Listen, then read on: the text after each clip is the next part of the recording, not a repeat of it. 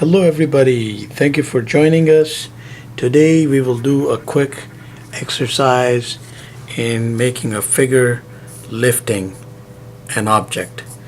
And this might actually result in a well-known iconic pose as well. So when you have your pencil all set, we will draw. Let us first put a line here.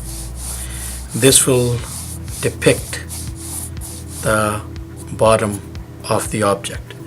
It could be outrageously large, it could be small, it could be this small, but that will of course also depend on how you're going to lay out the figure under it.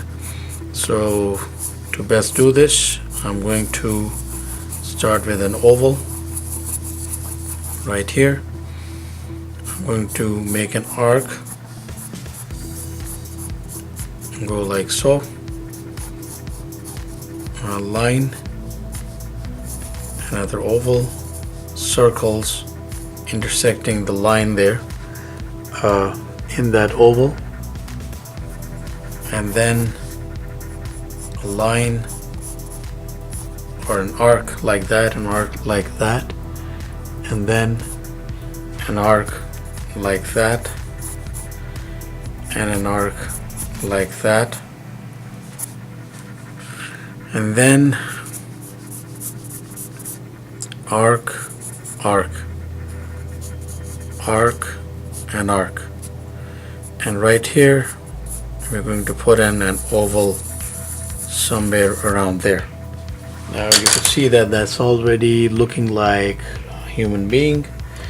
So let's get that thicker pencil out and start constructing our form around this. I would actually put in a pair of circles right there, circles here, circle and circle right there.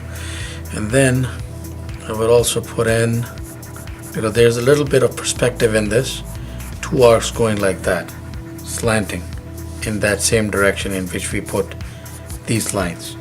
So from here on, I'm going to flesh out some kind of character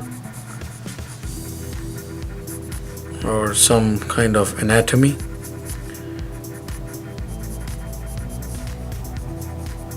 The circles help.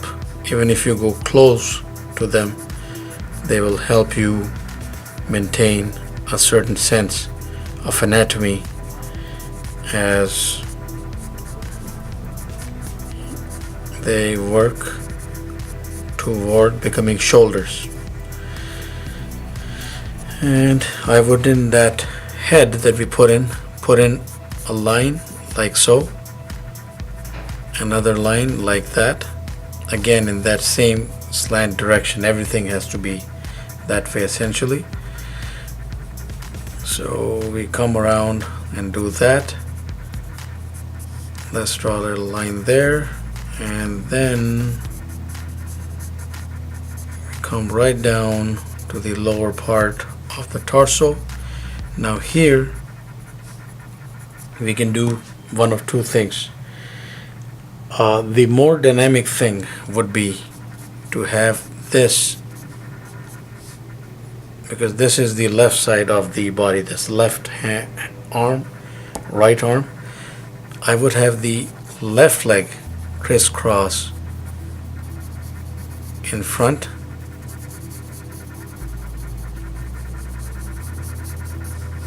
and have that other leg in the background. Just makes for a more dynamic pose, that's all. I would actually recommend it that way. And the hands are of course not visible. You could have a portion of them showing like that, and then make that object as heavy, as large as you wish. And then of course the details will come in. Now there's some details to be drawn, we have to understand that the body is more stretched out here. So everything in terms of abs, muscular structure will be compressed on this side more than this side. It'll be more open here. That will be the hip joint, just to illustrate. So we are now we have the luxury of making this more heavy set, more bulky. That is all up to us of how we want to work in the details around that frame. So let's say that I did make him a little more heavier right there. And now the important thing is that shadow that is being cast by that object and fall upon this figure. So I will just go wild there and just fill out a shadow right there to make this as dark as possible. And then, depending on what mood you wish to set, you will put in shadows most certainly onto this figure. But if you wish to show some light falling from this side, let's say as an example, you could illuminate a part of the body right there,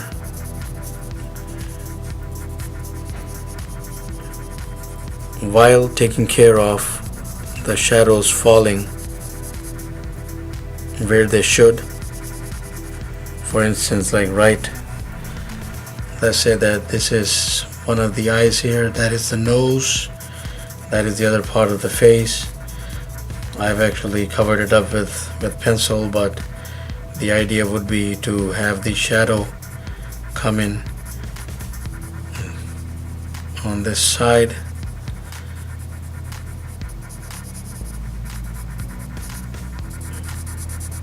And then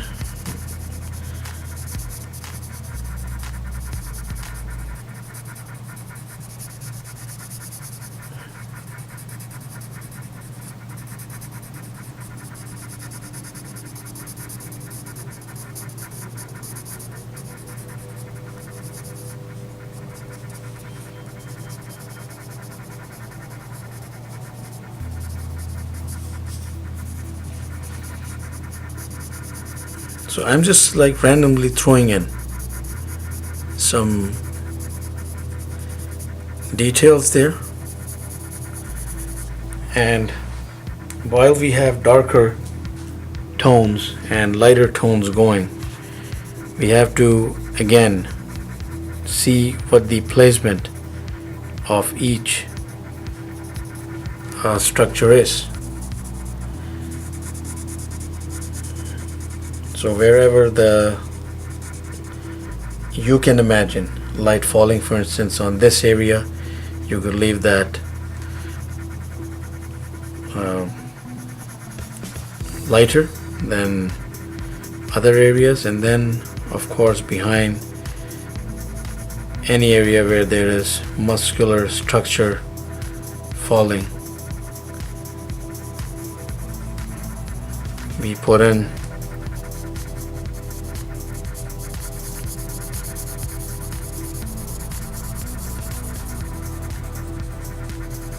right here, for instance, shadow going right through.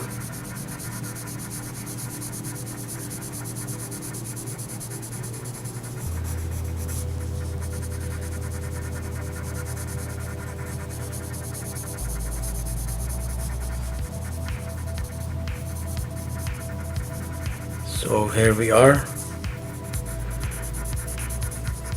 A quick exercise and a figure lifting an object and some shadows just added for practice, and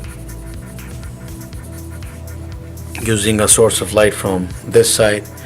But again, that does not have to be the case. If there's no light, then well, there will be some sort of light for sure, but most of the shadow is falling from the position overhead, and in that case, if light is minimal, you will cast more shadows right around the object, particularly at the top, and then you could start diminishing the shades where they fall and show that it is only illuminated to a certain point, and then maybe there's light falling along the thigh here or along the torso somewhere here, and again that'll all vary with how you prefer it to be as you finish it off. So that is the quick exercise there. Thank you for watching. Please put in lots of practice googling different images and trying different muscle structures in this iconic action pose. Thank you for watching. Please do subscribe, keep in touch. Have yourself a wonderful day.